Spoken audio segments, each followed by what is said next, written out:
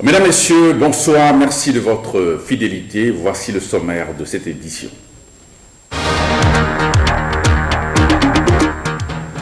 Hervé Herromain était à l'aéroport Cardinal Ganty ce matin. Le ministre des Transports est allé recenser les problèmes que connaît le sous-secteur aéroportuaire sur place. Il avait surtout à cœur d'inspecter le nouvel avion présidentiel. Le RAPAF milite pour un service public efficace. Le réseau de l'audiovisuel public francophone tient sa première réunion de l'année 2016 à Cotonou, au centre des débats, l'examen du programme d'activité de l'institution. Et puis à l'étranger, retour à la case départ au Burkina Faso, le mandat d'arrêt lancé contre Compaoré et Soro est annulé pour vice de procédure par le procureur de Ouagadougou.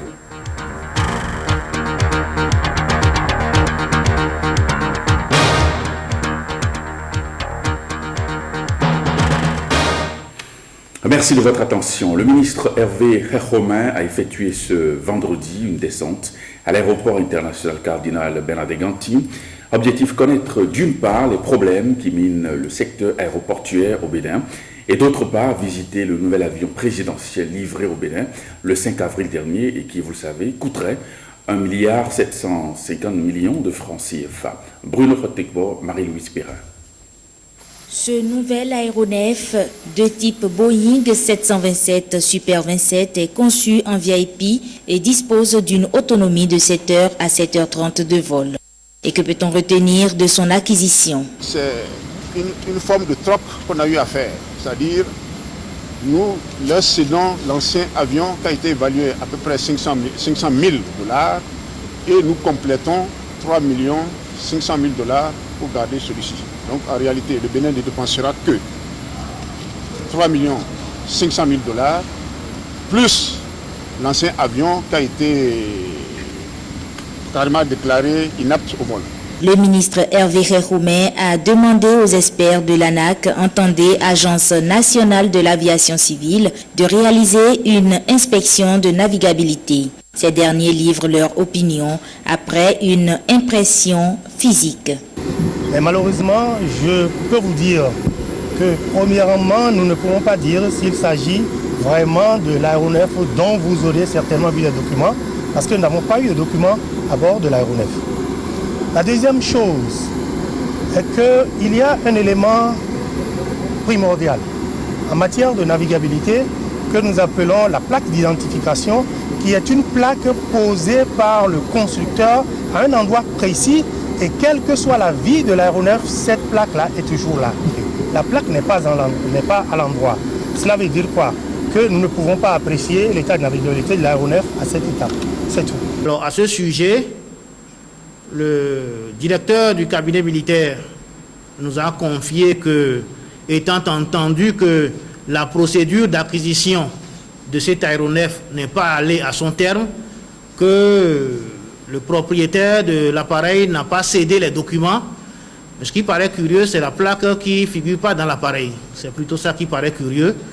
Mais nous allons prendre le rapport des experts de l'ANAC. Nous allons rendre compte au gouvernement. Nous verrons s'il faut aller à un audit proprement dit. Mais avant cette visite d'inspection de l'avion présidentiel, le ministre a eu une séance de travail avec le personnel de l'ANAC, où il a exprimé ses priorités. Il s'agit entre autres de sortir l'aéroport de Cotonou de la liste noire de l'Union européenne et de doter l'ANAC en ressources humaines et matérielles pour lui permettre d'assurer son rôle de supervision.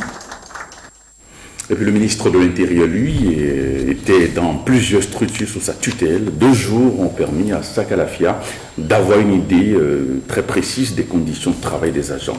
Jean-Claude James. Agence béninoise de gestion intégrée des espaces frontaliers. Première étape de la tournée. Sakalafia a eu droit à une visite guidée, ponctuée de quelques explications des responsables. Après l'ABJF, cap sur la Direction générale des affaires intérieures, l'aéroport international Cardinal Bernardin Ganty et bien d'autres structures sous tutelle. On a eu l'occasion de visiter les services de mon ministère logés dans des bâtiments en location. Je vous assure que j'ai vu des choses acceptables et puis j'ai vu également des installations d'agents dans des conditions inappropriées pour travailler. Et la conclusion que je pourrais tirer de façon précoce, c'est de dire que nous n'avons pas encore construit notre pays. Le lendemain, le périple de l'autorité sera essentiellement dans les unités situées à l'est de Cotonou. Et le bilan aujourd'hui est moins catastrophique que celui d'hier. J'ai quand même trouvé une troupe prête à travailler, mais des conditions de travail relativement difficiles, et face auxquelles le gouvernement doit pouvoir faire quelque chose. En marge de la visite, les agents de la police ont été fixés sur le décret d'application de la loi leur accordant des avantages. Il a pu apaiser les uns et les autres sur certaines confusions qui étaient nées au sein de la troupe du fait du communiqué du Conseil des ministres qui a parlé de suspension pendant que les réseaux sociaux ont intoxiqué en parlant de suppression et d'annulation par rapport au décret d'application de la loi accordant certains avantages financiers aux personnes de la police. Donc, c'est le lieu de remercier le ministre pour avoir levé cet équivoque. Les problèmes vont trouver des solutions, mais l'autorité attend des collaborateurs la rigueur et le travail bien fait. Mener une réflexion globale sur l'efficacité de la lutte contre la corruption et la criminalité transnationale organisée. Ce sujet a occupé les esprits au cours d'une rencontre organisée par l'autorité nationale de lutte contre la corruption avec l'appui technique et financier de l'USAID. Les travaux se sont déroulés hier au Palais des Congrès de Cotonou. Reportage.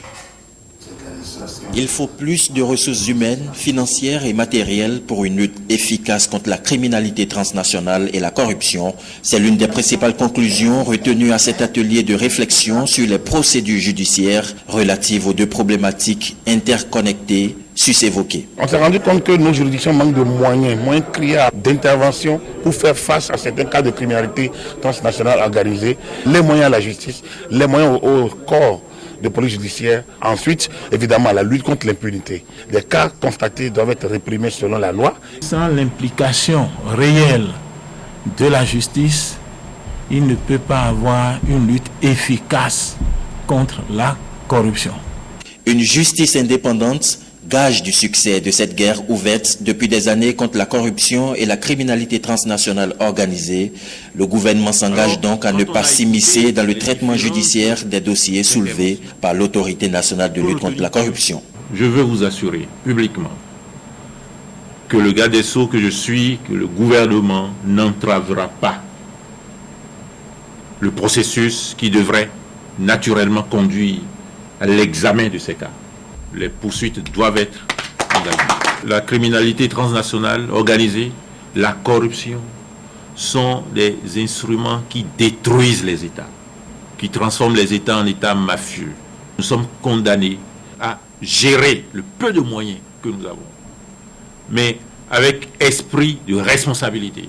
Il est également important de renforcer la coopération communautaire et internationale, de renforcer les capacités d'investigation et d'action des officiers de police judiciaire, des magistrats et autres acteurs de lutte contre la criminalité transnationale organisée et la corruption, précise le ministre Joseph Djogbenou. Un reportage signé par Ibrahim Lawani. Le bureau du réseau de l'audiovisuel public francophone, d'Afrique, tient sa première réunion de l'année 2016 à Cotonou. Plusieurs sujets sont inscrits à l'ordre du jour de la rencontre qui examinera le programme d'activité de l'institution. Voir le reportage d'Alain de Survaux et Calvador Arwani.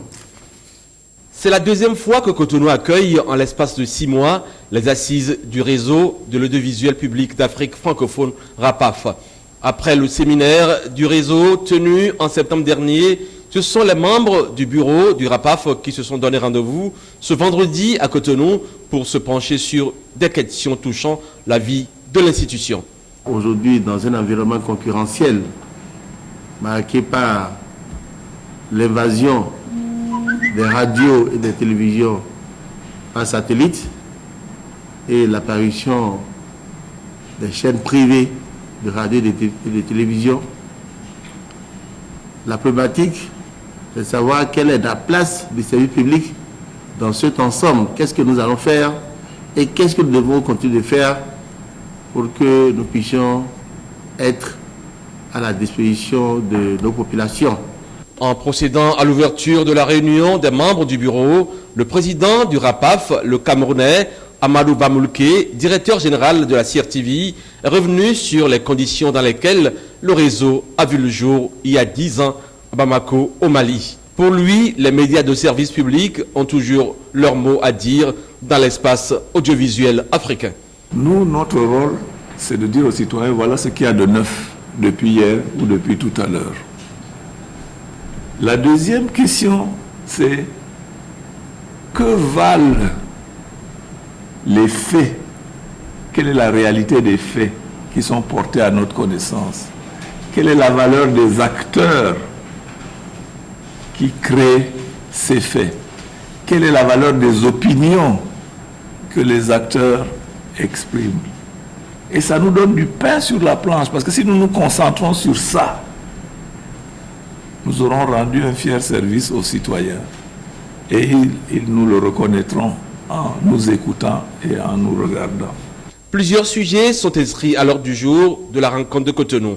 Il s'agit entre autres de l'examen du projet de règlement intérieur de l'institution, celui du barème des cotisations des pays membres, du programme d'activité 2016-2017 de l'institution, ainsi que des préparatifs pour la célébration des 10 ans du réseau. Santé à présent, le secteur de la santé est passé au crible. Les acteurs de la chaîne et les partenaires techniques et financiers ont évalué les performances en 2016, des projections faites pour des réformes conséquentes. Et le Zwinator. Le secteur de la santé n'est pas au mieux de sa forme. Cette révélation du chef de file des partenaires techniques et financiers montre le vrai visage du secteur. La revue conjointe de performance a permis à toutes les parties en présence de faire le diagnostic, d'identifier les mots qui ternissent l'image du système sanitaire béninois. À ce sujet, Anne Vincent n'a pas eu la langue de bois, elle a laissé parler son cœur. Pourquoi la mortalité maternelle au Bénin n'a pas bougé? Statistiquement, n'a pas bougé depuis 10 à 15 ans. Et je n'ai pas peur de le dire, c'est une donnée terrible, mais c'est la vérité. Nous avons entendu parler en long et en large des ressources humaines inadéquates. Il y a un plan de développement, mais ce plan de développement ne répond pas aux besoins du pays. La situation est grave, mais nous n'arrivons pas à trouver de solution. Nous parlons encore de rupture de stock au niveau des médicaments. La liste des préoccupations est longue, multiple et multiforme. Anne Vincent est bien dans son sujet. C'est la 5e fois qu'elle participe à cet exercice annuel au Bénin. Elle reconnaît toutefois les nombreux efforts du gouvernement ces dernières années en matière de soins de santé. Elle réitère l'engagement des PTF à l'accompagner dans sa politique, mais elle déplore la petite part réservée à la santé dans le budget national. Nous sommes à peu près 6% du budget national dédié à la santé. La cible donnée à l'Afrique de l'Ouest est de 15%. Nous ne sommes pas des banques. Les partenaires techniques et financiers ne peuvent pas tout faire ni tout couvrir. Ce n'est pas notre rôle. Nous prenons acte de tout cela et nous prenons l'engagement de jouer pleinement notre partition pour que les problèmes identifiés soient solutionnés. La santé a réellement besoin d'un nouveau départ. Les gestionnaires des ressources humaines du Bénin sont en formation. Un séminaire atelier a démarré ses activités hier au Bénin Royal Hotel de Cotonou. C'est une initiative de l'Association nationale des professionnels de la gestion des ressources humaines. Wenceslao Armandimon et Jérôme Nibo pour le reportage. Des ressources humaines compétentes pour des entreprises performantes. C'est le leitmotiv de l'Association nationale des professionnels de la gestion des ressources humaines. À travers ce séminaire de 48 heures, la NPJRH attire l'attention de tous sur la fonction de gestion des ressources humaines. C'est une fonction qui est délaissée au profit des autres fonctions, alors que c'est cette fonction-là qui devrait être placée au cœur du management. Nous devons nous battre pour que cela change. Nous étudions les problèmes qui se posent en nous en matière de gestion quotidienne des ressources humaines. Créée en 2008, cette association, la NPGRH, est en partenariat avec le PAORC, le projet belge d'appui aux organisations béninoises pour le renforcement des compétences des ressources humaines, l'association Afrodev de la France et le Conseil national du patronat du Bénin. Votre association, la NPGRH, est un cadre idéal parce qu'elle associe à la fois le secteur privé et le secteur public. Et on pense véritablement que dans ces processus de renforcement des compétences, le secteur public que nous accompagnons plus particulièrement a des choses à apprendre du secteur privé et vice-versa. Cette année, vous auriez organisé pour une première fois un grand événement national international, les 17, 18 et 19 novembre.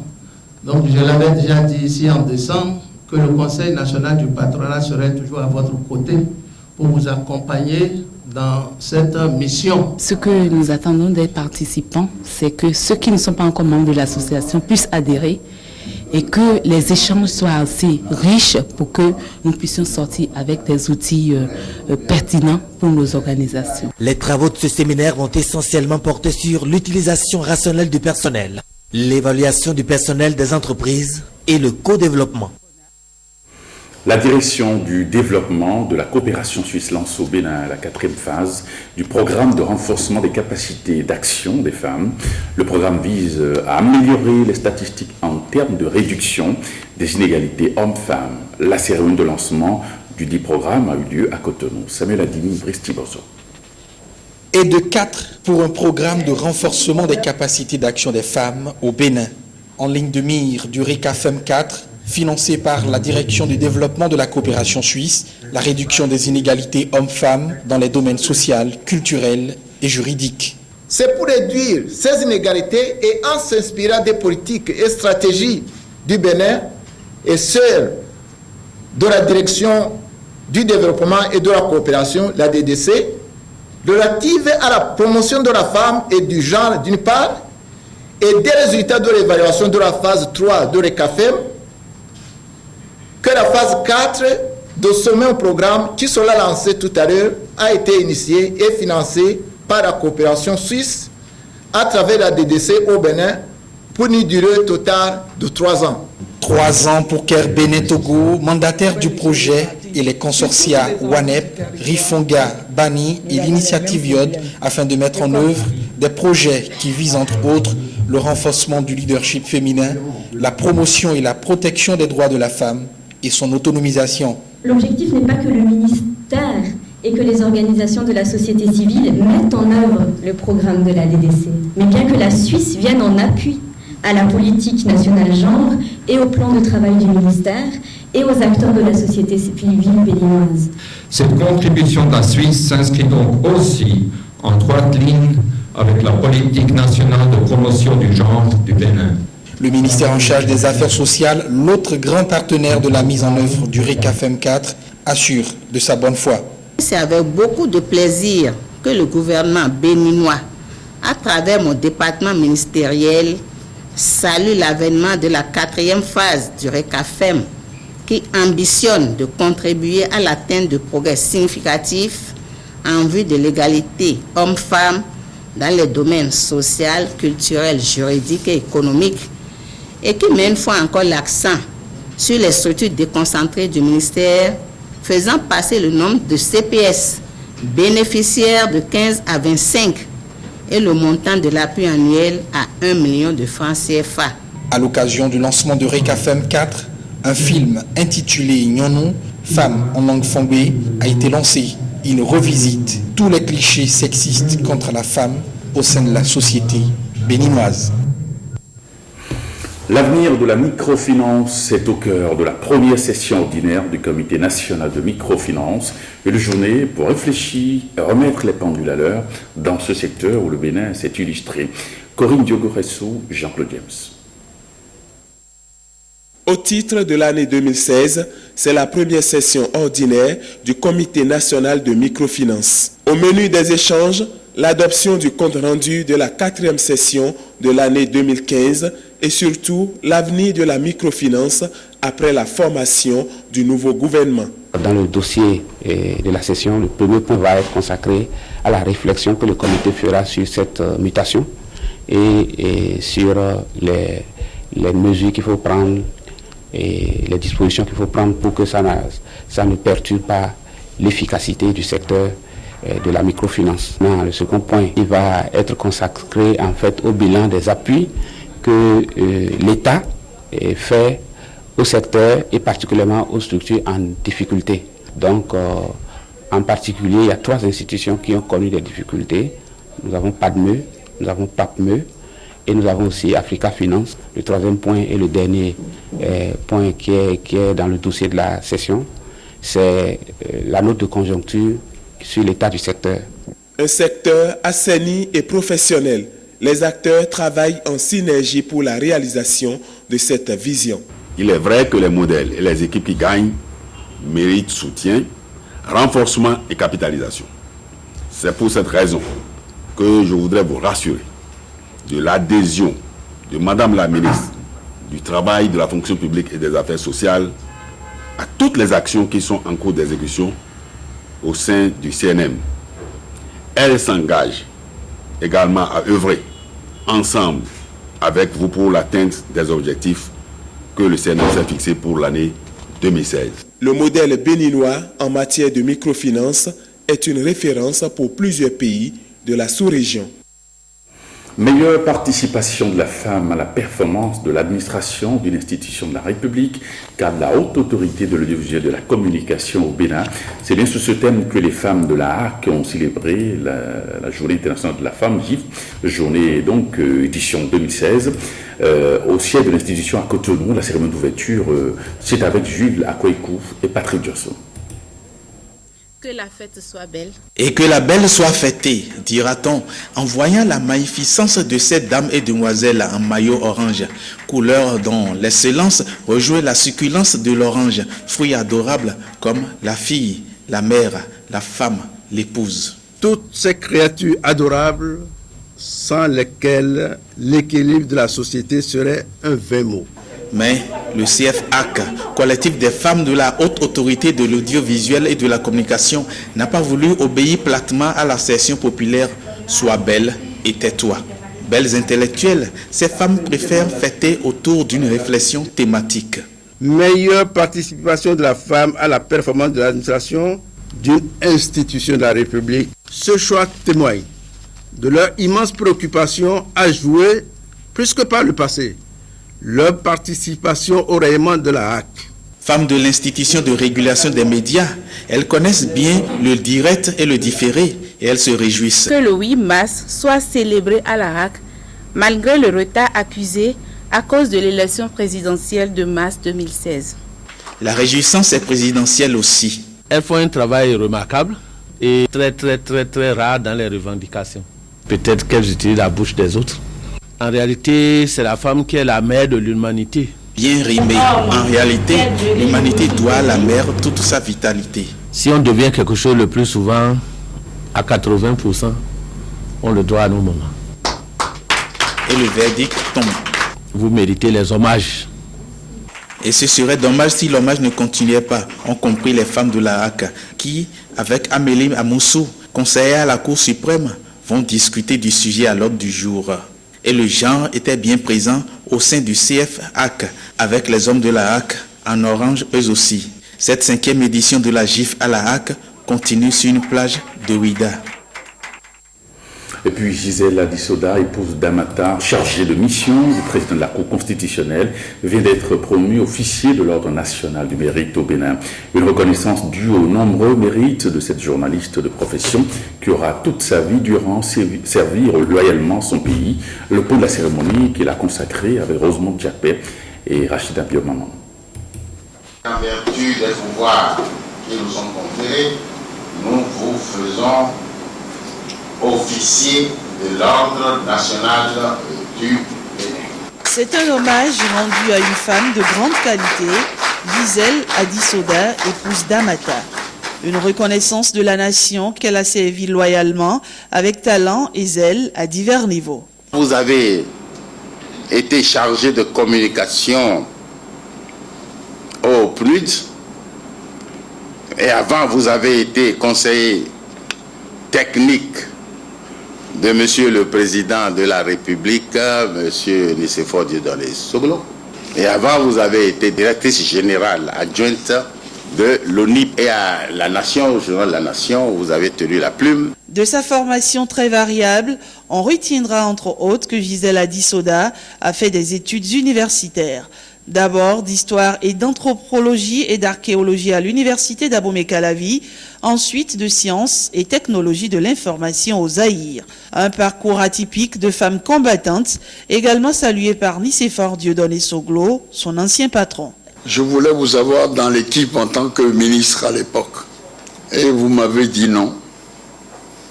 J'ai respecté, disons, votre décision. Mais vous avez accepté de travailler à mes côtés. Et vous avez fait un travail formidable. Ça, je tiens à vous rendre publiquement hommage ici. La réception dans l'ordre national à n'importe quel grade est un honneur.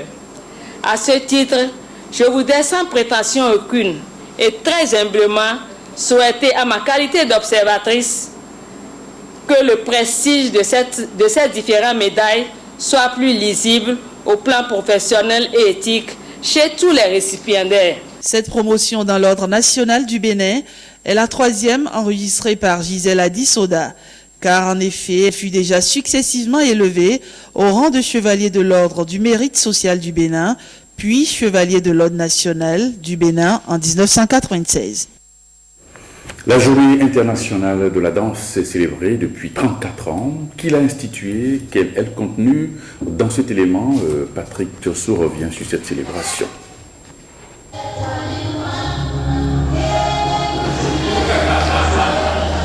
Journée internationale de la danse, une manifestation culturelle mise en place en 1982 par le CID, Comité international de la danse, de l'ITI, Institut international du théâtre, une ONG associée à l'UNESCO.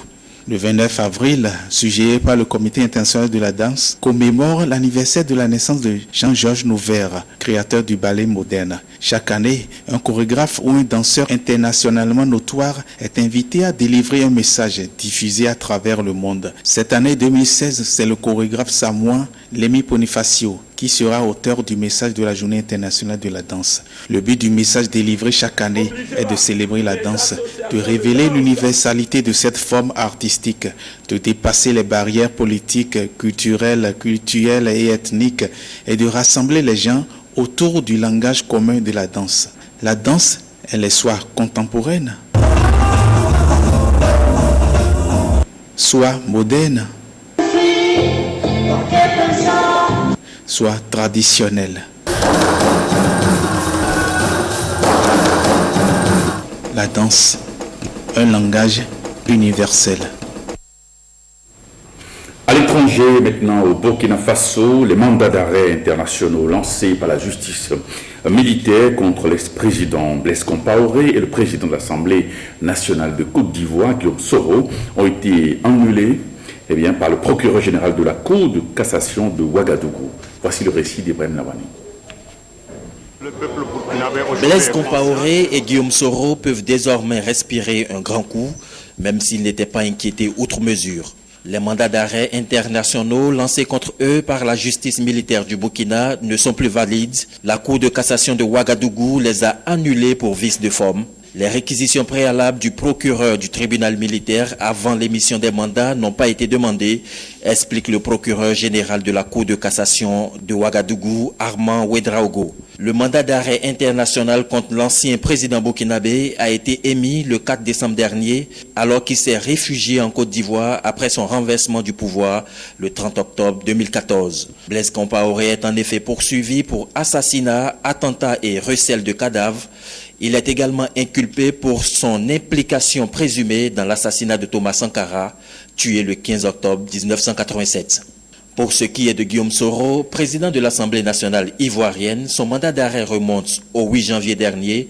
Il serait impliqué dans le coup d'État manqué contre le gouvernement de transition burkinabé en septembre 2015.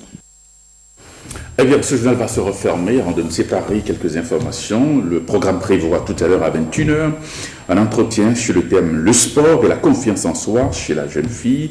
Et à partir de 22h, les feuilletons, les choix de l'amour et la fille de ma mère. Le journal du soir est prévu pour 23h30 avec Amandine Agnabosso. Retrouvez cette édition sur notre site www.ortb.bj. Merci et à demain.